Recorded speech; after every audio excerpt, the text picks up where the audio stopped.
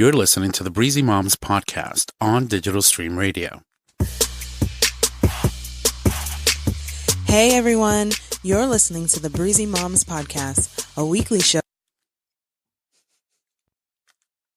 You're listening to the Breezy Moms podcast on Digital Stream Radio. Hey everyone, you're listening to the Breezy Moms podcast, a weekly show that chronicles the adventures of motherhood. I'm Candace. Now let's start the show.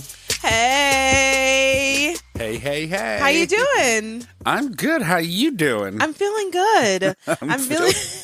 I'm feeling good too. I'm feeling good, and I'm certain that I'm going to trip over a few words early on because I'm enjoying the shit out of these Honeycrisp apples. Okay, so first of all, it's not tripping words. It's like if you're drinking and eating stuff, it's called speaking in cursive. Oh, interesting. And it's fucking elegant. Why is that? Well, I don't understand. Well, you know, when people start drinking and they start slurring their words, it's not slurring your words, it's speaking in cursive. Yeah. Oh, got it.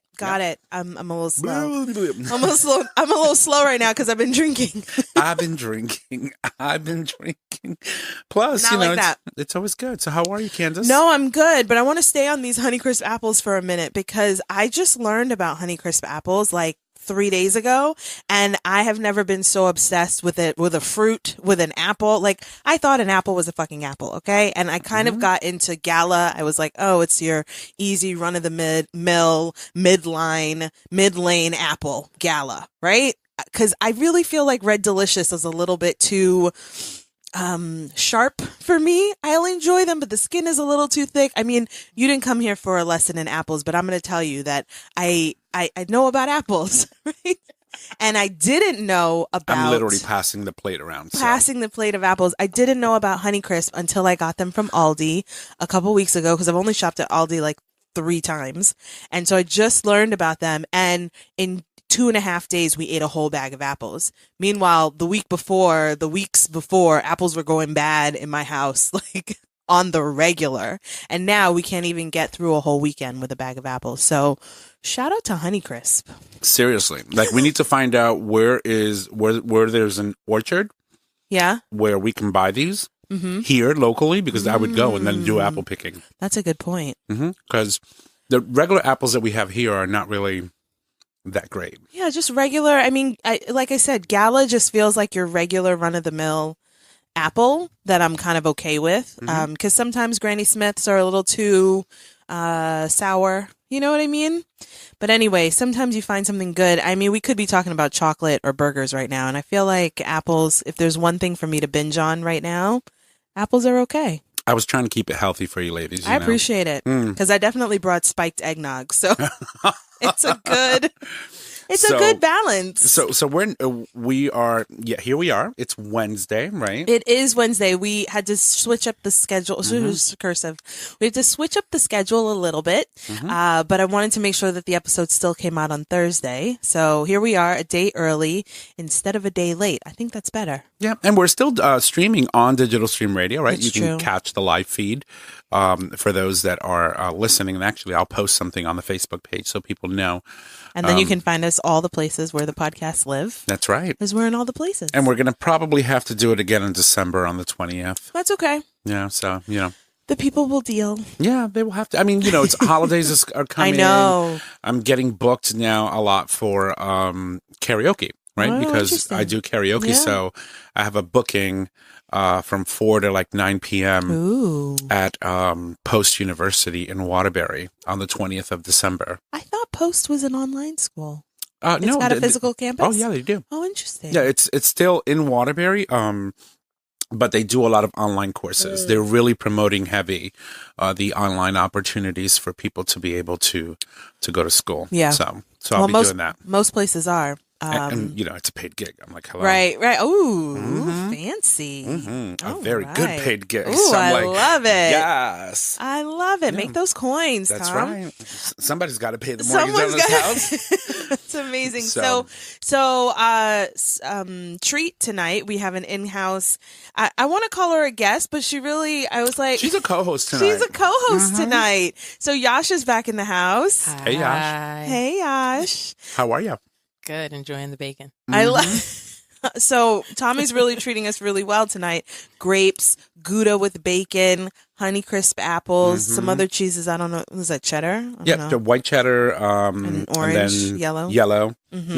Very fancy. Very fancy. But in true form, Yashmin knocked on my door. Actually, she called me. She's like, "Where are you?" I was like, "No, where are you?"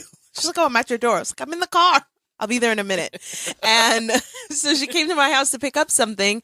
And I was like, "Hey, I'm going to record. Do you want to come?" And she said, "Oh, yeah, I'll come." Of course. Like, we're all just trying to run away from our kids at any given moment, just down to go. I love it. I love it. Showed up at the door with some eggnog, and she goes like, "Let's go. We're ready to Let's record." go. Let's go. You know, it's all fun and fun. You know, it's fun. It is. It So- is. And I love our village, right? That speaks to our village, which I keep bringing up every time. Like, what do we call it? Johnsonville is our neighborhood. It's just really great to live around good people, especially when your family, your like immediate family is not close by. It's good to have a chosen family village in the area. But I was watching you posted on Facebook. The girls came by and helped you cook today. I didn't do anything. They did. They were down. Was that was Carolyn? Right? Carolyn was there. Yeah. Who's also been on the actually she hasn't been on the show yet. No, she has not. But Carolyn was there and Yash not was since there. your Beyonce moment. Listen. Shh. What? Oh, wait, Beyonce. 1 second. I missed So- something. We'll talk about that later. We'll talk about it Okay. later. No. Hold it. So I need to know more. So I was outside with Emery this morning, just getting some, because it was pretty cold today. And so I was like, let's just get a little bit of cold air on your face to kind of like calm you down, or else you're just going to be running around in the house. Especially because the other little boy I take care of was going to be late today. So it was just us. And I didn't want to just sit and watch TV all day. So we're outside for a little bit and I heard my name, Candace. And so I turned around and it was her and it was Yash and Carolyn just kind of like pulled up slowly by the house. And they just happened to see me.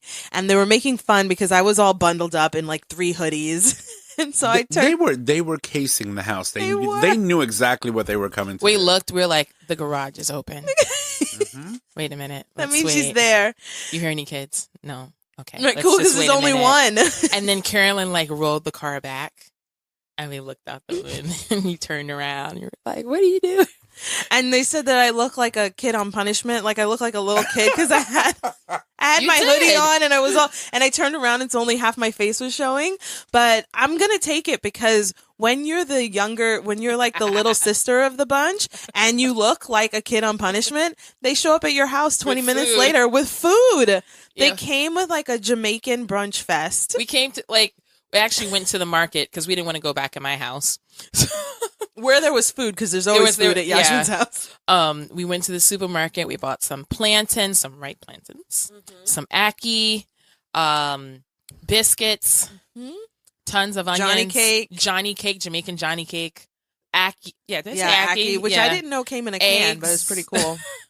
And we made a whole meal. So can you explain to me what ackee is? Carolyn Is says it it's ackee? a fruit. It's a fruit. Ackee. A-C-K-I. It's a fruit. Yeah. I don't know. A-C-K Oh, E. double E. Oh, yeah. Yeah. So A-C-K-E-E. wait a minute. So the Absolute makes a liquor. Berry, is it acai? No, so that's it's called acai. Acai and aki No, it's or a not? different Okay. thing. I thought maybe I was No. pronouncing acai wrong for the No. longest time. I'm like, And we put like so much salt. Which pork. acai is acai is like we were all mispronouncing it acai before. yeah. And so that's ACAI is that Okay. fruit or berry or whatever that is. All I remember is there was tons of pork. Yes, some Salt salt pork and some ham, all kinds of things. Just now before I came, I was standing at the stove just dishing it out of the dish. Like I didn't even put it on. Sorry. And we brought like Sorry, the apple, boys were eating it too. I'm sorry. I didn't want to bring you scraps. I'm sorry. apple cider, Next time. sparkling apple cider, Yeah. eggnog. I'm about to walk up into my kitchenette and start grabbing a knife.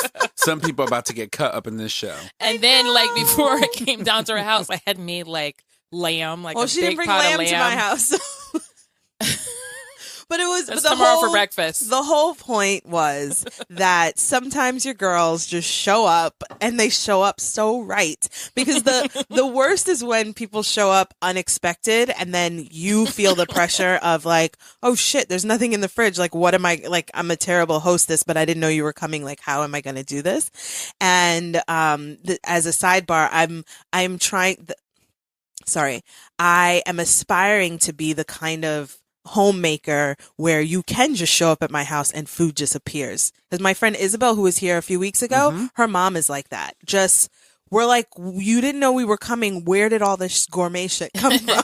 And she's just like, oh, I have nothing. And then like a fruit tart comes out of somewhere. She's like, That's total great. lies. And so I aspire to be that person, but I haven't gotten there yet. But Yashmin and Carolyn are those people. I go to Carolyn's house all the time. I'm just like, I'm coming over. We should never be in the supermarket together because Carol and I were like, oh, wait a minute. We need this. Right. We need this. Let's It's get so some more much of stuff. this. $100 And then it's like, later. oh, yeah, it was almost, basically. Yeah. Yeah, thank God it was just Stop and Shop. I would have left work. I seriously would have left work and came over Should have called you. I'm sorry. for lunch.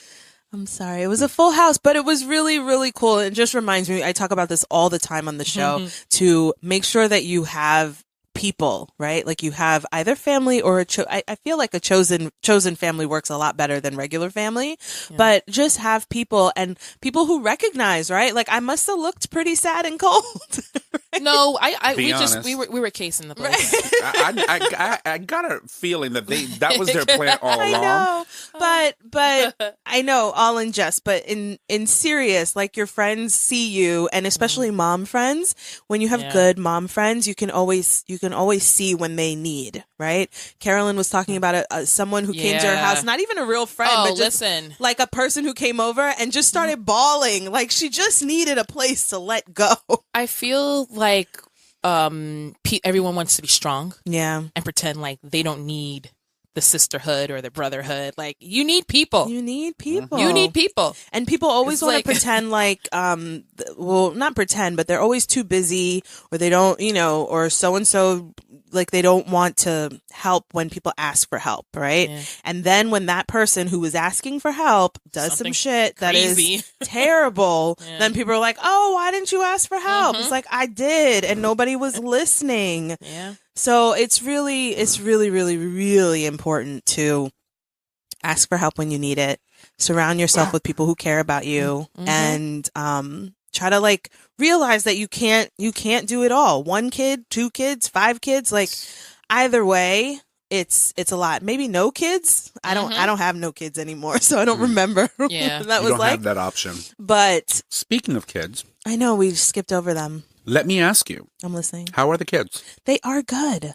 They are good. So we did a report card night tonight for Lincoln, which was interesting because his head teacher has been out on medical leave for, I think she might have been at school the first couple weeks of school, and then went out, and she's still out, and we don't know when she's coming back. So I was really kind of interested to find out, like, what are we actually going to talk about if the teacher's not there, and who's going to be there. And then the teachers who are substituting and whatever, they weren't there. It was some lady from central office. So it was a whole interesting thing that, like, it's pre-K, so like technically it's not a big deal, but if it's not a big deal, then why am I sending him? That kind of thing. And I don't want to be out here begrudging the lady for taking her medical leave, because if I needed it and I was working in a situation like that, I would want to have it. But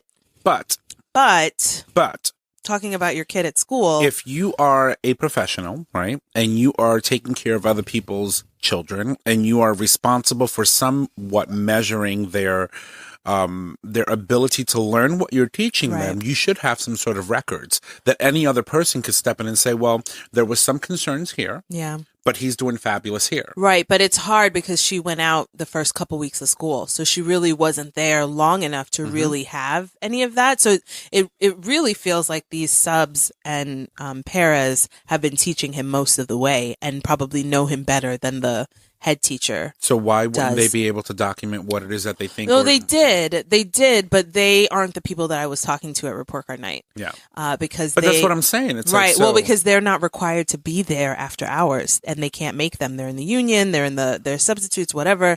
So, it was interesting because we got onto that conversation, and that took about 10 minutes, and the meeting is only 15 minutes long. And so I was like, all right, I don't care anymore about that. Why don't you tell me about Lincoln, or else the whole time is going to be lost talking about the logistics and not about my kid. So yeah, it's an interesting thing with the teacher, and just in general, right? The I want to make sure that I'm being reasonable because, again, if we want to have these sort of systems in place, FMLA in place, so that if you get hurt or if you're sick or if you have a family member who's sick, you can go out without worrying about losing your job. But in these situations where, you know, like he's not going to be 4 again next year, right? He's not going to be only 4. He's, you know, it's a little bit harder to swallow as the parent having to deal with it, especially because the school can't replace the teacher in the meantime. So we have a substitute. We have, you know, but I still feel that as a substitute, you should be able to have some sort of. Yeah, she had something she was reading to us. She was talking to us. She said she had been into the classrooms and she said, I won't pretend like I know him intimately and I know him from many of the other kids, but I have seen him before and I have been observing the class and I have seen how they're managing the class. And so things are okay. So I think I was mostly okay, especially because he didn't have really anything that they thought were serious problems that like. Well, that's always good. Lacking. But then in the back of my mind, I'm like, well, they're not the real teacher. You know what I mean? So it's a little weird. It's a little gray area, but he seems to be doing really well. And especially for this point of the school year, it's November. Yeah. They're just starting. And I don't think he's doing, you know, I think he's doing all right. I will say because it was someone from the central office, like on the early childhood team, I asked her a question about how to get him a little more interested in reading with me at home, because I hear that he's sitting in class and he's listening, paying attention. But when I try to get him to read, he's like not really interested. And part of what I try to manage, figuring out is he has been in school all day from 8 o'clock until 3:30. And it's a pretty long day. And before we used to leave him there till 5:30. Like it used to be pretty long. And so I don't want him to come home and then start drilling him, right? I want him to have a chance to sort of relax and play and whatever. But I still need to balance the line of where you're actually also supplementing what they're doing at school. So I asked her about reading and how to get him a little bit more interested in reading. And she gave me like this little micro lesson on pre-literacy skills that have to do with all the things I think we as adults and readers take for granted that you had to learn at a certain time. Where do you start reading? On the left. Which direction do we read? Which way? You know, like after you read this line, what, you know, like these are all pre-reading skills that come before you actually learn how to read dog. You have to know that when there's a big space after these letters, it means that's a word. You know what I mean? Do they need to know all of that? But they do. I think like That's what too I'm much. what I'm saying is I think that we take for granted that we learned what a period does or what like punctuation means. You don't learn when you learn how to speak and read. That's not what you learn first. You just learn how to read. You don't learn grammar and punctuation. Right, but this is what they're saying is that that's what they're saying, but that's not how they teach, and that's not how you were taught. Well, that's how they're teaching in preschool. Yeah. Oh Lord, that explains why the kids can't read now. Lord, that's a lot. Well, it's so there. It sounds like there's different ways to get at things, right? And something that she said to me that did speak to me was that they're trying to get. There was this whole time of like trying to make school like really academic for little kids, and so that preschool was the new kindergarten. Kindergarten is the new first grade. You know, which doesn't allow kids to be in their developmental stage where they are doing what they're supposed to do. And so developmentally, kids aren't ready to read before kindergarten or like the end of kindergarten. I beg to differ. But, you know, obviously these are professionals that are saying, you know, here is a curriculum.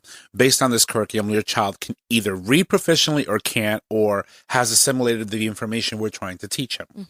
But as you stated before, that's not how children learn, because I can guarantee you can give Lincoln your iPhone and he knows exactly what app is what it does, and how to maneuver that phone better than you can. Right. But he's not reading. But he's looking at pictures and stuff.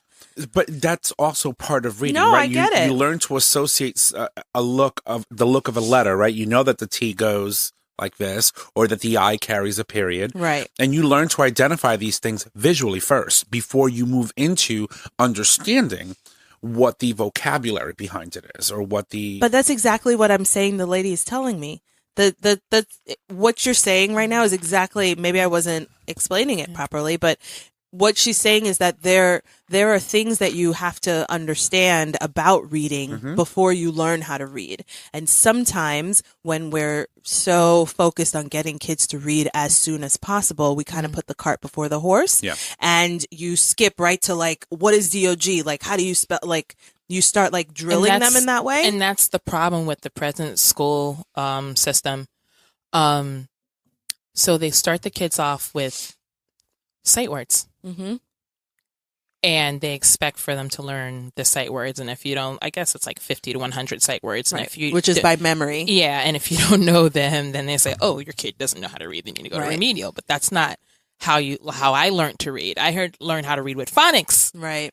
You know, you just learn the sounds, because once you learn the sounds, then you can read any anything. word. Yeah. Right. If even if you learn just the first 3 letters of the alphabet, b, k, or long A, short A, right. b, k, you can read a lot of words.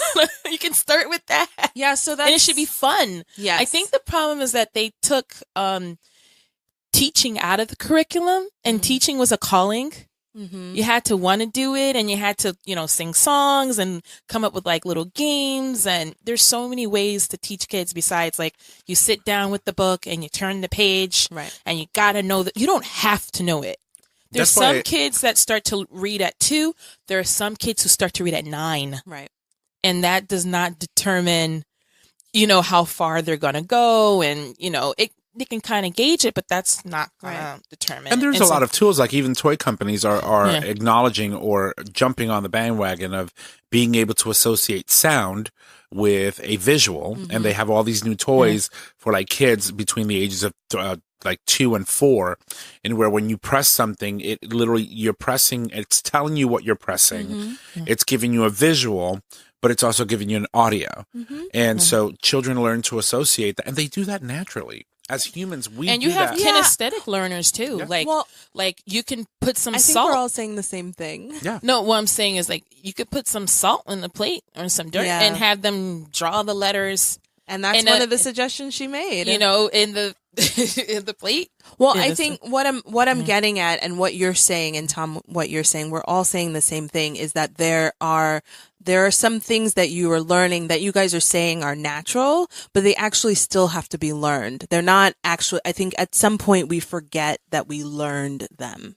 Right. And that most things, I have to remind myself that as a parent too, right? Things that I think I just know, I actually was taught, how to, how to focus on something long enough to finish it and not just start a bunch of things. I'm still learning that shit now, and I'm 35. And they're not learning that in preschool, kindergarten. But they have to learn it, right? They are, what I'm saying is that you don't just wake up as a child, as a baby, and you're like, oh, I can focus on this problem that I have and work on it for like half an hour straight without being distracted. Yeah. Like I have a problem with that at 35. And so when we look at kids and we're like, oh, like clean up that thing over there, which takes them 15 minutes to do, you have to teach them how to persist through something, whether it's cleaning or solving a problem or reading a book or any of those things. And I think that we take for granted that we had to learn how to do things like that, how to persist, how to ask questions, how to, we have to learn those things, which means someone had to teach them to us. And we don't just wake up one day, like knowing everything. And I'm just trying to remind myself of that so I can give myself grace, right? And that I can give Lincoln grace. I can give Lincoln and Emery and all the kids that I deal with grace to actually sort of learn the things that they're supposed to do and take responsibility in teaching them. So are there 2-year-olds who can read? Yes. Are there 5-year-olds who just start reading? Yes. Are there 9-year-olds who read for the first time? Yes. Everybody is on a schedule of their own, and we just have to meet each kid where they are, knowing that there are some developmental standards, And I find that I struggle with that sometimes until I remember that wherever I think that Lincoln is behind, which I'm not a teaching professional, right? Yeah. But I just think like black kids have to know, like black kids have to be ready. Like we have to be ready, or we're gonna be in jail, and that starts at 3. You know what I mean? Like that's a lot of pressure. Too much That's pressure. a lot of pressure. And I'm trying to remind myself not to put that pressure on a 4-year-old.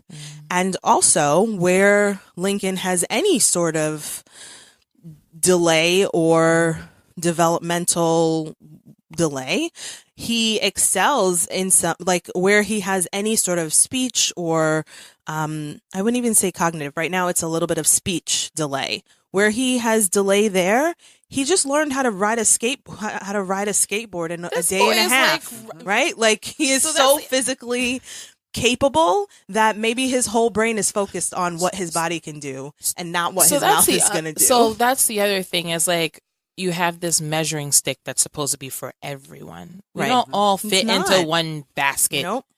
Like maybe a child doesn't want to read right now. Maybe they want to draw. Did you teach him how to ride a skateboard? No, I just bought it for him. He's been asking for it for a long time. And he has his little bike thing that he also learned how to ride a 2-wheeler with no like what 4-year-old rides a what are those things called? Training wheels. Training wheels. Yeah, but the thing is that but we taught him how to ride the bicycle. Audio and vision are very important things, right? The brain works in amazing ways. Obviously, he saw something that really interested him, and then he was interested in learning everything about it. You mean the skateboard? Yeah, we went to the library, Skateboard Steve, Black Kids Can Skate or something like that. There's some local program that's trying to help Black kids who are interested in skating learn about skateboarding as like Black Kids Skate too. This whole thing that skateboarding is and not that's just for great, kids. but I'm sure that he saw someone skating and he knew that this is how I'm supposed to put my foot on it and this is how I'm supposed to move.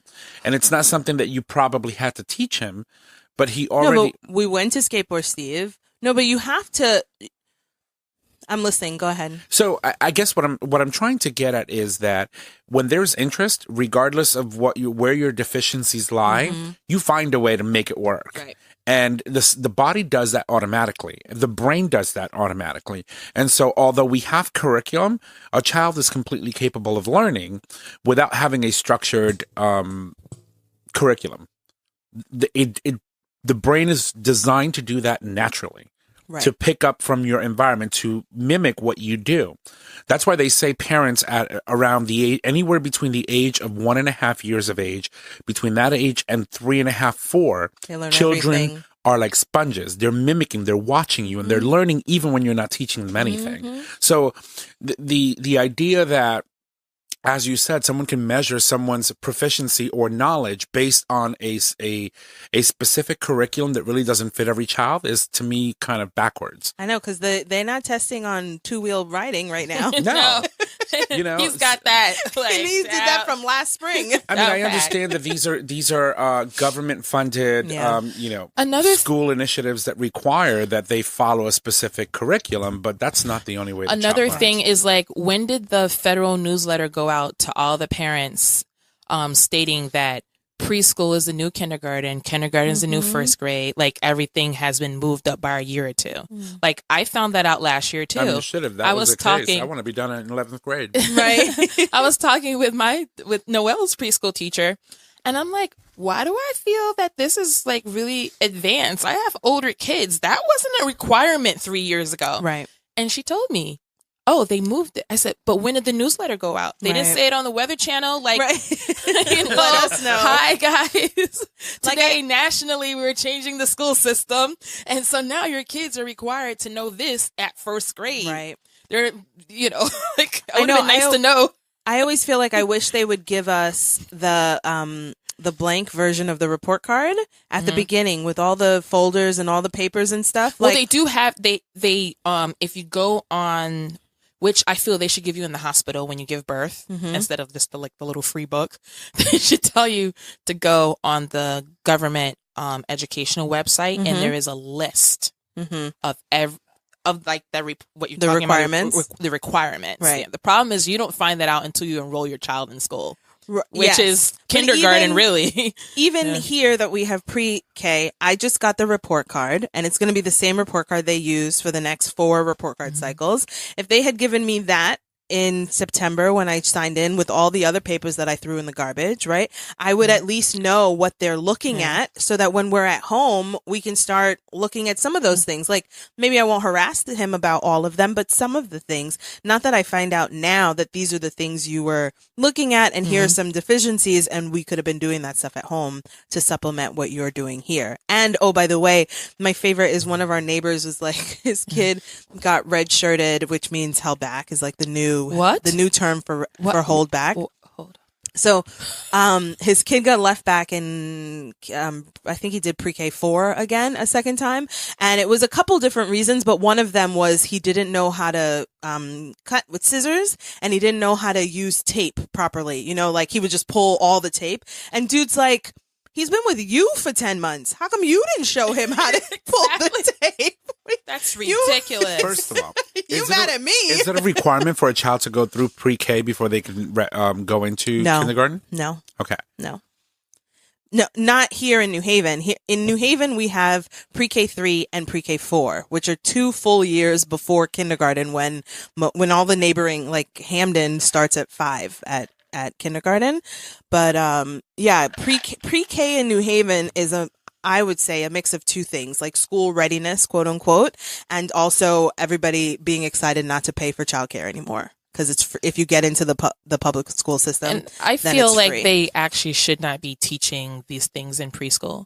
You should be learning songs, nursery rhymes, how to get along with others, how to share, you know, how to organize, like play-based stuff. Yeah. Well, like that's where the whole kindergarten, pre-K is not the new kindergarten is coming, or pre-K was the new kindergarten is coming into play, because they're like, dude, these kids are not, you know, some of the schools used to require that kids are potty trained by 3, and it's like they don't all do that. And if you're going to keep a kid out of school when school's available because they're not potty trained, when they're not developmentally supposed to be potty trained, it feels unfair. And I felt like infancy of humans is like 0 to 8 anyway. Like, we still don't, like, up to 8 years old, you know, you can wet the bed. Right. That's pretty, like, yeah.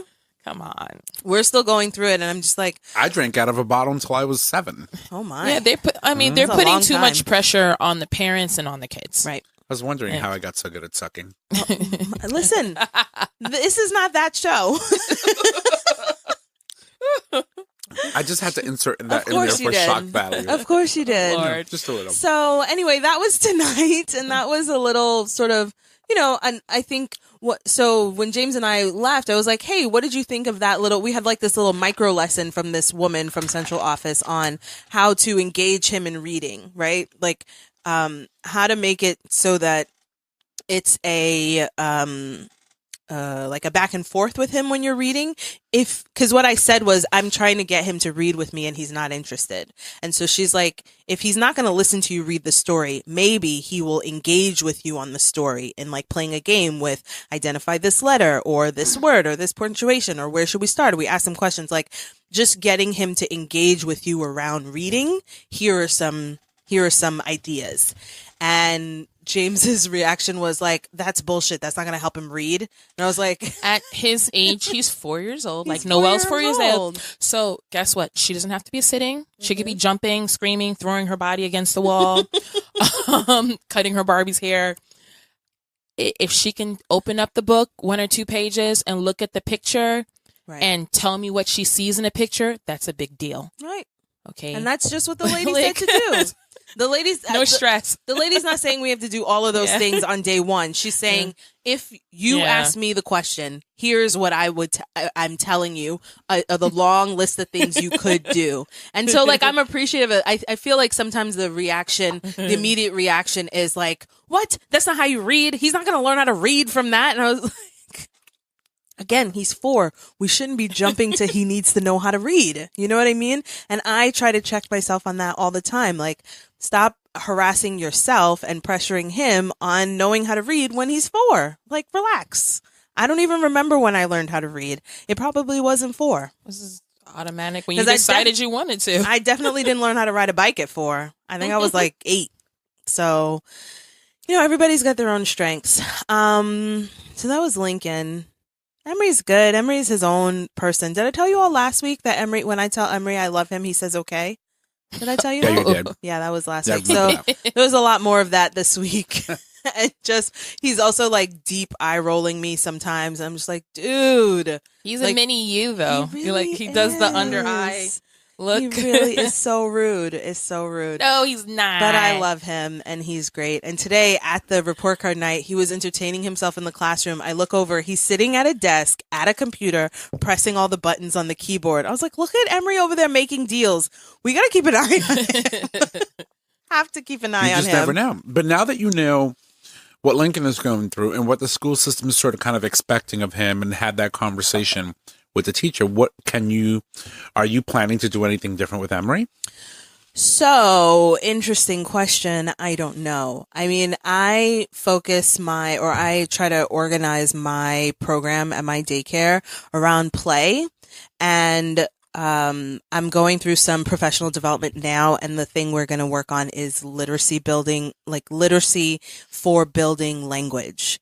So that is my goal to like focus on, so that I'm not a teacher. I'm not a professional teacher. So thinking about what I can do in my setting, again, without putting a lot of pressure on kids and making it developmentally appropriate, how can I focus on literacy at the, friggin' infant age, 2 years old, toddler, and then a little bit older before and while they're in school. So, I mean, one of the things I'm working on myself to begin with is this, like, taking the pressure out of my voice, taking the pressure off myself, and taking the pressure off of them. Like, we're just going to work at this, figure out where you are, what your pace is, and then work through it. I could stand to read a little bit more with them, and like just if we read one book a day, it's probably a lot. It's probably more than we actually do. What I'm doing lately, we're reading Frog and Toad. Aww. And that's I have the big, it's like an anthology. So we just read one story every night, and we're still getting through it. But like, I'm trying to remind myself it's something like 1,000 books before kindergarten is some goal. They have all these arbitrary goals out there to try to like. I would recommend just picking one story and reading the same. Well, take two stories, like Frog and Toad. You have the anthology. Taking two stories from that and just keep reading if you want like to read, keep reading the same two story. Like, that's really hard for me. Well, that's the thing. It's really boring. hard. But the same. But story. Candace, it's not all about you. I know, but it's still got to be. It's still got to be something that you can handle, because you could say it's not all about you, but you have to be there. The Bob books are really great. Oh, I don't have any of those. I saw them at Goodwill once, and I didn't know I should get them. Yeah, the Bob books are really great. They're So just can I like ask, 3 sentences.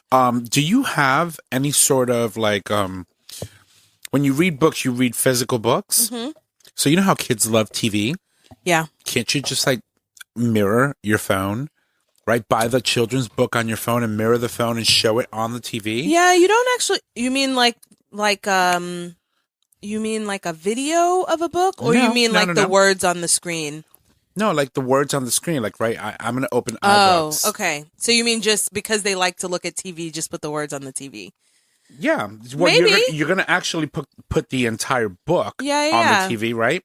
And as you're reading, they can follow along with you on the TV, and then you can say, can you read the next sentence, or can you tell me what this word is, and sort of kind of incorporate that with them. There's so much that you can do with technology nowadays. Technology. And I know, but of course you want to be like, try not to use the technology. Well, there's that. Don't do it. It's so hard. It's been proven when you take your finger and you take you move the page, there's something that triggers in your brain. Mm-hmm. And it's I'm a very different from learner, from the e-readers. For us, for adults, it triggers that. But these children are not growing with the same technologies, which at the time having a book is maybe considered, the top technology at that time. They're learning from electronics. It's true. And we have to adapt. It is the future of education, believe it or not. But we're talking about the beginning when you're first learning how to read, and they need to have old school book and paper because it turns into later as they get older. Well, let me just sneak off and look at this app. I mean, I hope someone doesn't get upset when I say this, but that is an old mentality way of thinking and teaching. We're moving at such a pace and from I know ABC Mouse is a huge thing that people like. We did it for a little while, and then he didn't want to do it anymore. So here is a book, right, written by my friend Hans Hershey, and it's a book that he had written for children.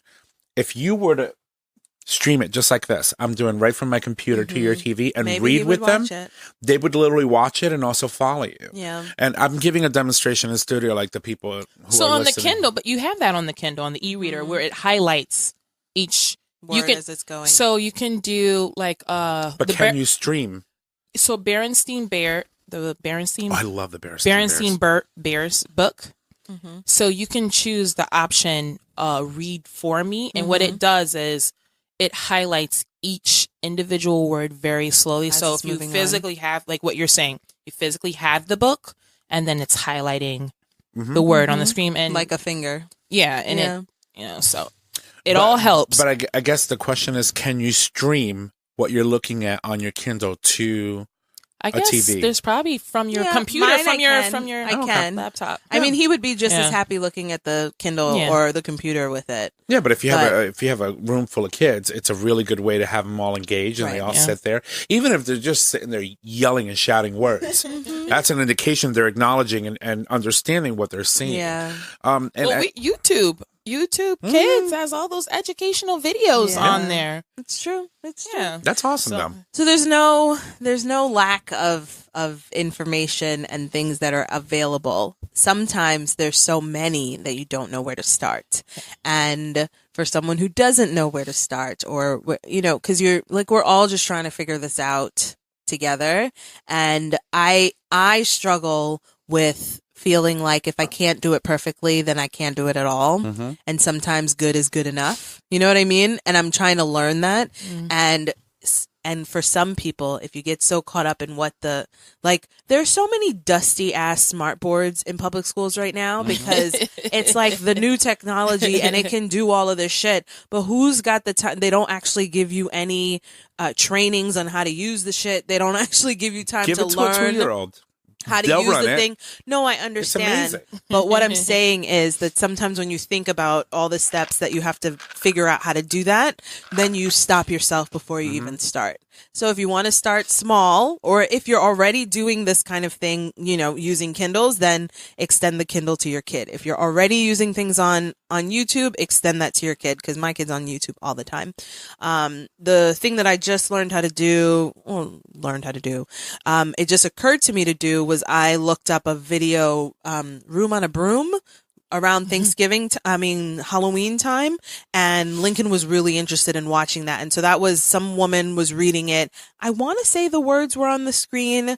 And because it was basically just like, it wasn't a movie. It was the book, like the page flipping. Right. And he was interested in that. And he's asked me to watch it several times. But that was the only one. And it's because I saw that title somewhere and I knew to look it up. Yeah. Somebody has a curated list of books that you can look up to read like that on YouTube. I would love to see it, right? And share it with people. But to come up with, I don't have that curated list now. So I'm just trying to figure out where to start. Yeah. And sometimes the best you can do is just pull a book off the shelf and you're right. start. I mean, listen. You'll be okay. I'm laughing. I'm like, we got plenty of books on that. Yeah, but I say this was a long conversation about this, but I say all of that to say, the thing that the lady was telling me that I really kind of appreciate, because basically what she was saying is that there's a whole list of things that you can work on before reading if you feel like you guys aren't at reading yet. And it's not just him at reading. I don't know how to teach the boy how to read. You know what I mean? We're not all teachers. And just because you're a parent doesn't mean you all of a sudden know how to teach your kid how to read. It's not a natural thing that we all, whether you're a good reader or not. I remember my cousin was like, nobody can spell my name. If you knew how to read, you would know that the short A comes before H, always before I, long A. And I was like, that I don't remember learning how to read. I just know how to read. And when those letters go together, it says something to me. It's not my fault you put them together like that. You know what I mean? No, So I just say all of that to say that we both have to be ready to learn for Lincoln to read. I have to be ready to teach him, and he has to be ready to learn. And if we're not at that point, here are some other things that you can do. Teach them about the cover. We talk about who's the author and what does the illustrator do and who's the publisher and where do you find that information. Like, there are other things that you can do so you don't feel like you're failing at helping your kid with school. And that was the whole point of that. Bring them home. You know? bring them home. Well, at some home. point, they're That going was the whole to homeschool thing, right? Yeah. At some point, and I see this happening slowly, but in the next 20 years, most of the education or public education is going to move online. Oh, their stuff. They're Older kids? Oh, yeah, they're doing all their that stuff in is high on the school. computer. Yeah. They're doing that in high school now. And So some we- alternative schooling is now online if kids can't. But like my focus kids in had the school. complaint, like they spent all this money building their school, and they're like, we don't have a library in the school. They still like want to go to the library and see the librarian and like sit down and cuddle up with a book. Right. Because you've seen Harry 'Cause- Potter and you want to be in a library that looks like that. You know what I mean? I don't think we're going to get away from books anytime soon unless there's like a Fahrenheit, was it Fahrenheit 9/11 where they were burning the books? Oh, Yeah. look. If Kindle couldn't do it right off the bat, it'll be Books are gonna it'll be be around a for a process. But don't be afraid of technology. Us Zennials, as we were talking about this not long ago, have the optimism of millennials, but then that pessimism that comes with being Pragmatism, I will say. and pragmatism and pessimism as well. I like There's a my lot of it. composition notebook. Right. Yeah, so it's like Number it's two so pencil. hard to let go what was ingrained in us, and but then there's also that optimistic part of us that says, technology's moving, and we need to learn how to move with it because that's going to be the way of the world. Okay, speaking of working on things that are ingrained in you, have you seen John Leguizamo's new special on Netflix? Not It's yet. called Latin History for Morons. Wait, isn't it Latin X? No, it's Latin, not Latino or Latina, just Latin. I thought I saw the title and I thought there was an X at the end of it, but maybe not. Go ahead. Okay, it's John Leguizamo on Netflix.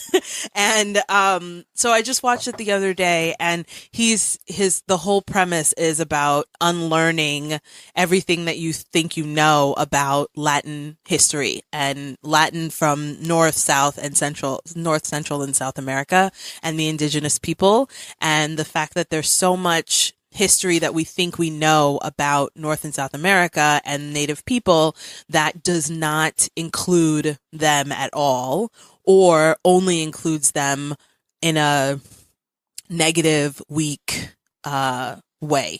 And I found it really, really timely because we just had Jaylene on the show last week, who's Dene, also known as Navajo, and just thinking about the way that people claim to know about a people without even knowing what their name is. You know what I mean?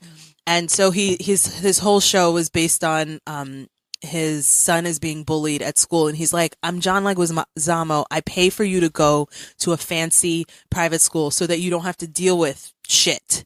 And here you are dealing with shit and not being confident in who you are as a like Latinx man, and not knowing anything about your history and feeling like the only heroes that you know about or can talk about are white heroes. But there's so many good stories and heroic stories and important stories that have either not been told or have been told incorrectly. And I mean, it's funny. He's a comedian and he tells a lot of things like it's like hard hitting truths that you wrap in comedy. So people, so it hits the palate a little bit better, but you still feel bad about yourself. Okay. Anyway, it was just absolutely amazing, and I hope that people will go out and watch it because I'm not Latino. Remember I told you did I decide what I was? Oh, it's Nope. Latino. It's Latino, but not Hispanic. So I guess I am Latino. Yeah, well, I mean, most of your family Well, is because from we talked Belize, about right? it. Latino is being like from Central America, Central and South America, but Hispanic is speaking Spanish. So people from Spain are Hispanic because they speak Spanish, but they're not Latino. They're European. Say this again. Hispanic is language. Hispanic is if you speak Spanish.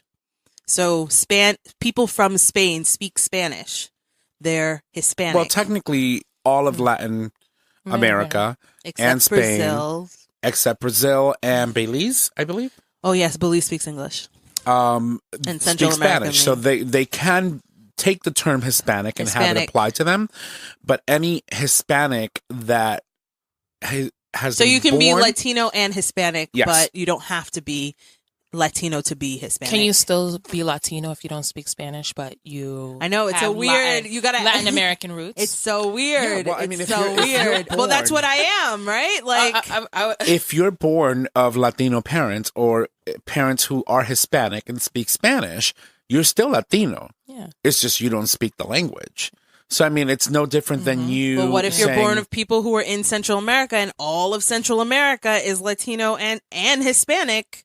and But you don't you're speak not. No, but you're not. People in Belize don't think they're Latino or Hispanic because they don't speak Spanish and they don't. I feel like in Belize Caribbean? you can, but we're not in the Caribbean. We're not. Belize is in Central America next to Honduras, and all I think is if you're next to But it's still Honduras the and water Guatemala. across the water, you can like swim across the Caribbean's right there. Yes, but you're closer to Honduras and Guatemala. That's true. People who are Latino and Hispanic, and you somehow don't get That's wrapped up into interesting. that. It's a really interesting It's an interesting dichotomy. dynamic. Yeah. Wow. But believe it or not, the And then we're black. We're not even like, the Portuguese language is a mixture of Spanish and French. Oh, interesting. Right? It's know a anything combination about of both Portuguese. dialects of language. So they could technically be considered Latino because a lot of the words are actually very similar. I can have a conversation with someone from Right. So from Brazil. So people in Brazil are Latino. They're not Hispanic. Correct. Right. That's what I said. And I can understand 50, I would say probably 60% of what they say because of the similarities in the language. Yeah. But It's hard though, as a person who's learned Spanish, to understand Portuguese because we don't have because it's not our main main tongue. So like where you speak Spanish and so you can sort of understand, I only learned Spanish. So when it's Portuguese, I like don't know enough to be able to discern what's Spanish from what's, and it's interesting. Yeah, I mean, what I mean? overall, I think, wow, how did we get into this conversation about I'm language? like looking at the Leguizamo. map. I'm like in my head looking at the map now, like looking at where Panama is, and I'm like, wait a minute. But Panama's Panama is- considered Central America. This is Is it? Panama. yeah, Yeah, yeah. Anything that's what I'm above like. the Panama Canal all the way up to the border Of Mexico. of not necessarily Mexico, even just the U.S. border is considered Central America. Including Mexico. That's what I meant. Yep. The top part of Mexico. Yeah, then North America, Central and South. Yeah. Wow. And there's a lot of Latinos and Hispanics that live in the U.S. This may not be a Latin country, right? Because it was English and French and Native American before it was Native American before it was anything. But predominantly it's English. So people who live here may not be considered Latinos unless you have descendants. Parents that are Latino. I mean, I don't want to go down this rabbit hole, but I'm going to say it anyway. It's really interesting that Latinos hold on to Spanish so strongly when Spanish is not your language, right? Spanish is from Spain, and you all are indigenous, like natives who were given Spanish, and now it's your thing. You know what I mean? But it's also our mother tongue. But it's your mother tongue because it was given to you by the Spanish. You know what I mean? Because they took away, they wouldn't let indigenous people speak in their language, and they made them speak Spanish. And so now all of Latinos are so connected to Spanish, but Spanish came here. It's not like you guys are indigenous people who had your own language, your own thing. And it was taken from us. And it was taken from you and replaced with Spanish. And just the way that this sort of indoctrination works is that it feels like it's your thing now. It's very big. And I guess it is your thing now, but it's it wasn't very always. big in Latino or Hispanic homes to make sure that you speak the language at home. I have not seen that a lot. For example, I guess just like English.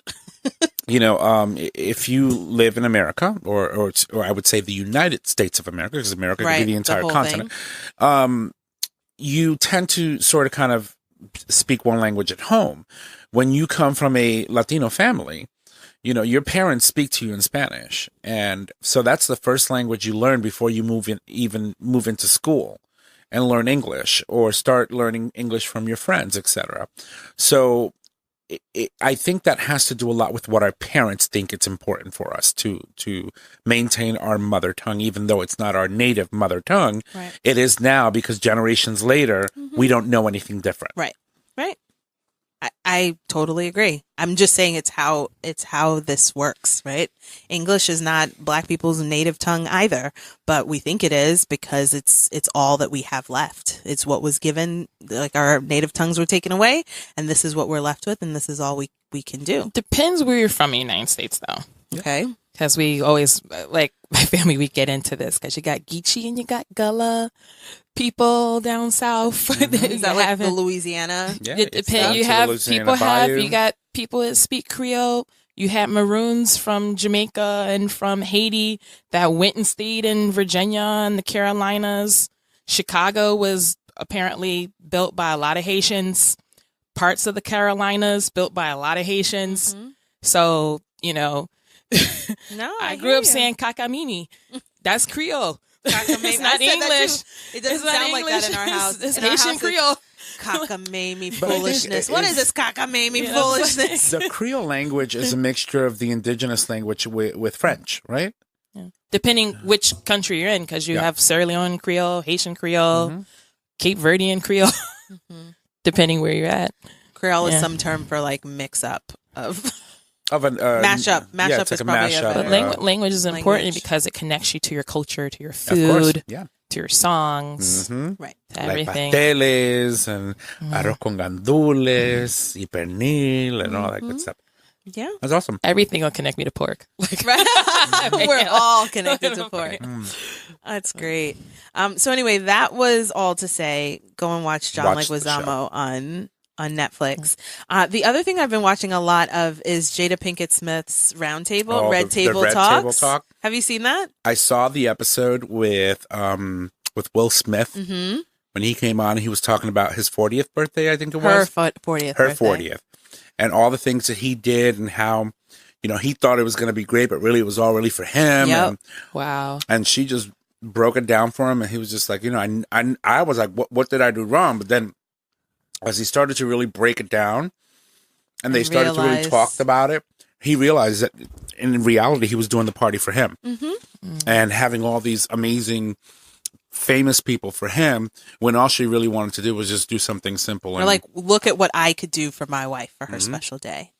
And I think, I wouldn't say that's just a man thing. I think that's just a person thing, man or woman, if you're in that space or in that ability to do something like that, you, unless you're super empathetic or like if you're like, I feel like you have to be really an empath in order to realize when you're doing things for you or when you're really doing things for other people.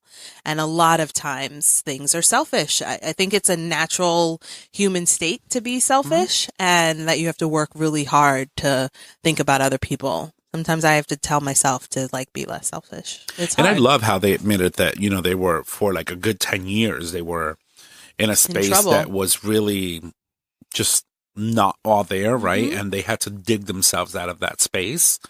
And I think it was really that point where they never stopped falling or they never stopped loving each other. It's just that they were sort of kind of like being pulled in different directions. And so when she really started to break that down and you really start to think about, wow, I've done that. And this is where we could have gotten had we stayed the course and worked through it rather than just throwing in the towel and walking away. Back to therapy every time. Yep. Individual therapy, self stuff you have to work on, and marriage therapy.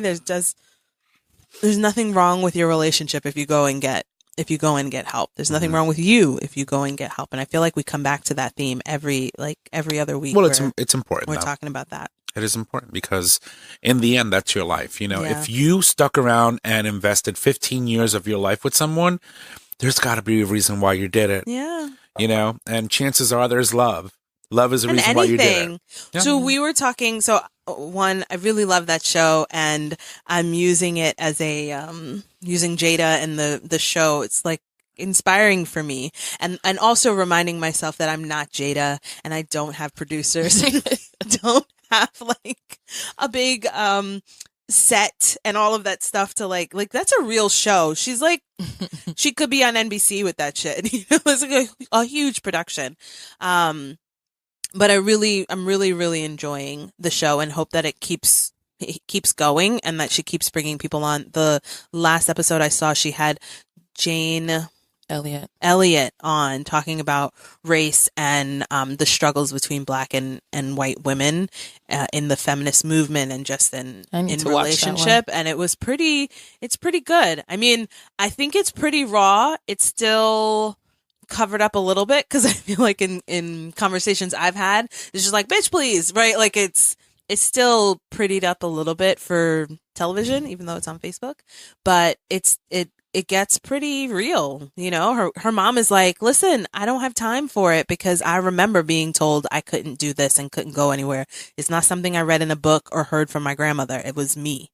And you just have to recognize that from some people that there's only so much you can expect of a person to bridge a gap and like a lifetime of pain that even though we're woke now or you feel like things are changing now or like all white women aren't the same, you know what I mean? Like it's hard to tell your grandmas to buck up because things are better now. They're like, I don't really think so. I don't think we have and they're really not. I don't think we really have the power nor the audacity to sit there and tell our grandparents what they can and cannot talk about and how they can or cannot relate to current day. Because especially when they're like, some stuff is happening here that I've seen before. They've gone through some feelings that we barely can even recognize today. You know, and I think it's important. They have a wisdom that they bring with them from times before that we will never be able to understand unless we personally go through it. Right. Because, like you said, reading it in a book really doesn't do it justice. You have to feel it in order to understand why it invokes so much fear, so much despair, so much pain when people think back about it in anger and it's really intense. You know, those are feelings. Those are all the feelings that you can't put to words when you've never lived through it. So, not at all. Big up to all the grandmas out there. All the grandmas out there and to Jada doing her thing as she always does.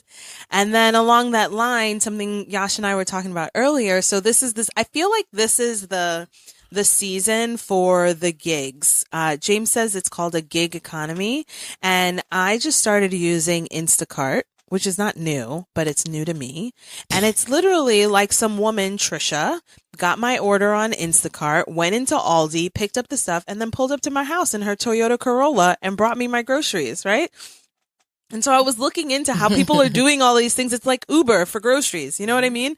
And which just got me thinking a little bit. And Yash, we were talking on the way here about when you have an idea of something to do and you let all the fear and down talk and like, well, maybe I can't or whatever, or like let other people talk you out of doing the thing that you want to do.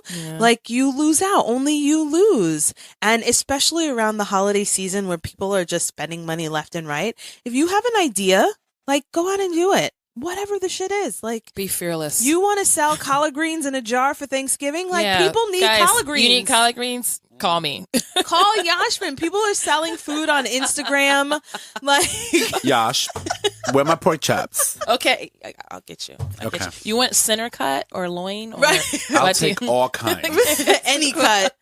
But I expect them in the mail. The point is that sometimes we have these ideas of things like, I wish I could do this, or wouldn't it be cool if, or so-and-so said they like my this, and I could probably do it, but it would be too hard. And You need a support system. You need cheerleaders. You really do. You really need to treat your ideas like Puerto Ricans treat making coquito. Like, seriously. Now you're talking. Seriously. Listen, there's nothing better. Are you going to get some coquito? Please put me on your list. Okay, I will probably I'll get the fried chicken out my bag. All right, please put me. I'm serious. All right. We're gonna need but a seriously, bottle. Puerto Ricans, all they need is some coconut, like some coco lope, a little bit of and you like start selling for like $60 a bottle. Yeah, I mean, like bottle. literally. In an old Orchard Beach in New an York. old wine bottle. Like coquito in an old wine bottle. No joke. No joke. Seriously, no joke. You just have to. Or do now your you can thing. go to the bottle to like IKEA and buy the $2 bottles. Oh yeah, with the little tops. Yeah. And they use those, and so that you just incorporate that into your cost. I think those bottles are called hermetic. I'm trying not to say the ones the with the word little top. that means like a penis and a vagina.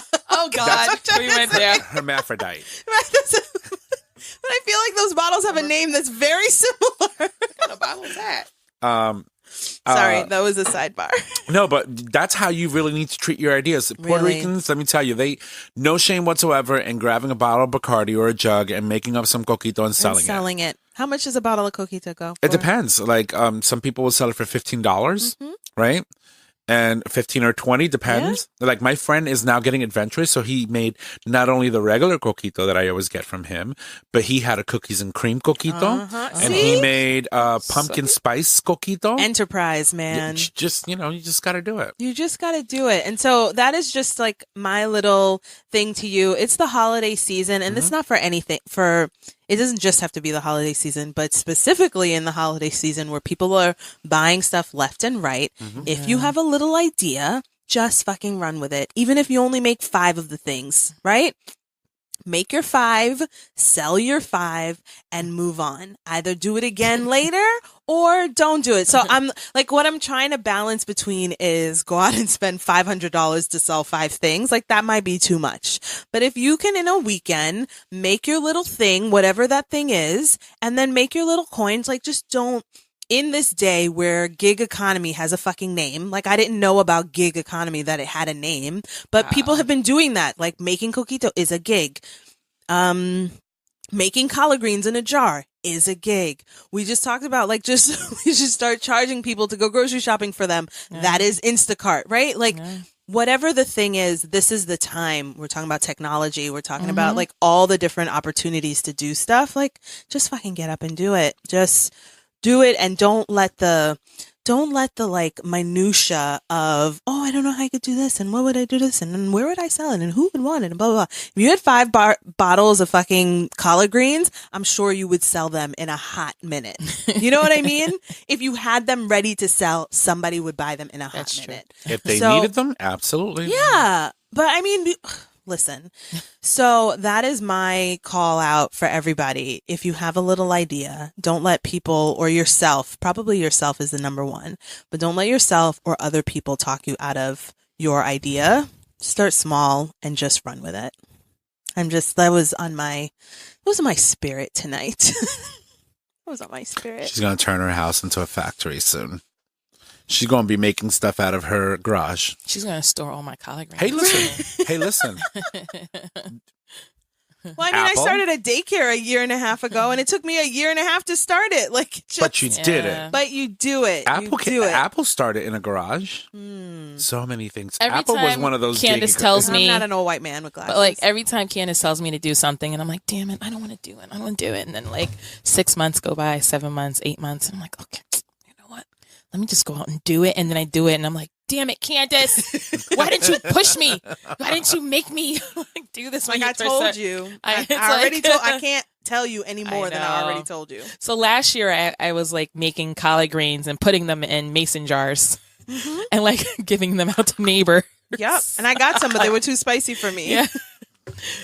I'll try a little bit of this. You should. We're having spiked eggnog. Spiked eggnog from Costco's. Thank you very much. So it's already spiked, yeah. Okay. It's intense.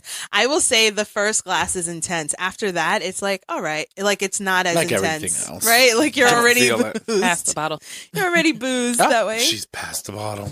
Okay, so that's all I had for tonight. Yeah. I do have a tip for tonight, other than follow your idea and do your thing. Go for it. Okay, so it is winter, and in the winter, your skin gets dry, right? Are you a lotioning? I mean, you're Puerto Rican. You must know about lotion. My legs. Yes. Okay. Because some people don't know about lotion. We're gonna say like our friends don't all know about lotion. Like, it's very weird. I have like hair here, but I have no hair on my legs. What does that have to do with lotion? Because my pants rub it off, right? So then my legs get very dry. Oh. Because there's no hair, nothing to retain moisture or anything. Oh. And it just gets very dry. So lotion my legs. Okay, so lotion is important. But if you're suffering from dry, cracked feet, at night, slather your feet with Vaseline and sleep in socks. And then in the morning, when you wake up, they will be so baby smooth. They will be so baby smooth. Now, you just have to suffer through I have to suffer through the immediate need to kick off the socks. It's like I can't handle socks at night. But if you can get through the night sleeping with the socks on, when you wake up in the morning, your feet will stop. Like, you ever get to a point in the winter where your feet are catching on the blanket? Or like on the sheet? Listen, that's when you need to step it up a notch and after you smear the Vaseline on there, put them in a Ziploc bag and put them in the sock, okay? And then go to bed. That's intense. And preferably not wake up until the spring. Right. But if you want to start, she's about to lose it. Start by Vaselining up. Like, black people swear by Vaseline, and there's probably a whole long list of things you can do with Vaseline. But one of the things that really helpful in the winter is for your aching, dry, sore dogs. Right? Just slather some Vaseline on it. And I sometimes forget to do it at night. And you can also do it in the morning if you put on. But I'm talking like slather. I mean, it doesn't have to be an inch thick, but just. You mean lather? No, I mean slather, like fucking butter. Like, slather the shit out of your feet with this, because lather's like soapy, like sudsy, lather up. So No. You can slather it them on with Vaseline put and on then your put on a socks. sock. And it's just in the morning. If you do it in the morning, then you're kind of walking around, so the Vaseline is going into the sock. If you go to sleep, then you're not moving, and the Vaseline is just sitting, soaking on your feet, and it's just amazing. And the first day will be loads different than the day before, and then every day will just get better. So you're welcome. You're welcome. And that's before, I mean, you can go get a pedicure, which you should do. You can, I don't know, and I guess you could use a pumice stone. I've heard negative reviews about like that egg thing. If you're going to do all that with the Vaseline and sleep in the sock, you might as well just go get yourself some sandpaper from Home Depot. See, Yashmin's always going extra. It's always extra. Listen, what's a pumice stone? No, you go straight don't to need sandpaper. a pumice stone. If your feet are like that, it's better to get those little squares of the sandpaper. It works really well in the heels. The thing used to sharpen knives. She needs industrial grade She's sanders. telling all her business. Who said I use it? I'm talking about you. What's it? Is it Amopay? Amopay, yeah, the little egg thing. No, not the. What's the handheld spinner? Spinny thing. Amopay. That thing is amazing. Oh, really? Yeah, I own one. Oh, I haven't tried it. It's like $80, so I haven't bought one. No, it's yet. $55. Okay, that sound for a friggin' thing that rubs on your foot. It sounds like $80 to me. No, but it's got a coarse stone grinder, and then usually you can do it in the shower or while I've they're seen dry. it on HSN They're or amazing. A lot. QVC. But I'm gonna try that Vaseline. The Vaseline will help. So anyway, I'm just thinking about wintertime and how to like self-care yourself a little bit. And this is for men or women. It will Lord knows, a lot of men need it. help out your feet. And on that note, quick mentions. Next week is Thanksgiving. Oh, yeah. What are we doing? well, Thanksgiving we might is be here early. Thursday. We might be here early. I might not be here. Okay, well, tell me when you're going to be here and we'll be here. So, anyway, we'll figure it out. But just in case, we might skip next week because it's Thanksgiving. happy Thanksgiving to everyone. Just in case we can't It's make it weird into that the it's studio. so early. I forgot. I forget. Then I remember. Then I forget again. It's insane. Weird. It's like time flies when you're on Prozac. I mean, I am off all week, so we can probably schedule something in. I thought you were going to say I am off Prozac. No. You see how it's important to learn grammar and how punctuation works? Just said. Nope. I'm off all week. And on that This note, is why we have to learn about periods and teach commas. grammar early, parents. But I did say I'm off all week. You said Right after you said Prozac. I did not Yes, say you did. Prozac. When you play it back, you'll hear it. Freudian slip. I'm pausing this right now. I'm going to go listen to that. All right. So yes, everyone, thank you so much for listening. Catch us on all the places. We're on digitalstreamradio.com. We're on Facebook at the Breezy Moms Podcast, and we'll be back soon. I don't know if it'll be next week, but we'll be back soon. You can check all our previous episodes on iTunes or where you find your podcasts. That's it. We're out. Bye. Bye. This show is produced by Tom Ortiz at Digital Stream Radio. It's available for download on Podbean. Follow us at Facebook at Breezy Moms Podcast or email us at breezymomspodcast@gmail.com. Until next time, don't stress, just breathe.